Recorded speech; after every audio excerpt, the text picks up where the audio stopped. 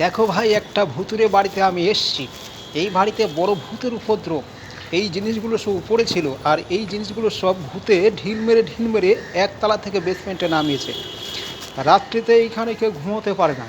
এখানে কখনো শাকচুন্নির আওয়াজ, কখনো চুড়েলের আওয়াজ, কখনো মেয়ে ভূত, কখনো পুরুষ ভূতের আওয়াজ।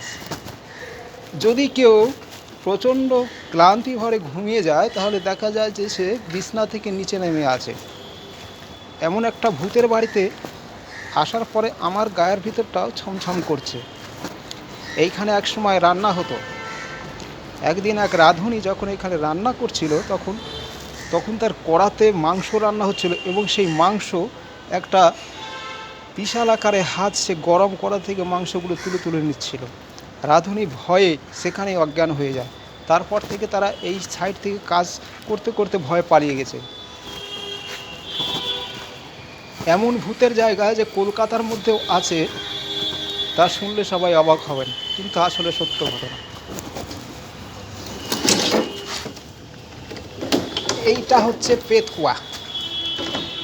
এই এই কুয়ার মধ্যে রাত্রিবেলা অসম্ভব গর্জন হয়। কখনো কান্নার আওয়াজ, কখনো গঙ্গানি, কখনো শিশুর আওয়াজ। ভয়ঙ্কর সব জায়গা।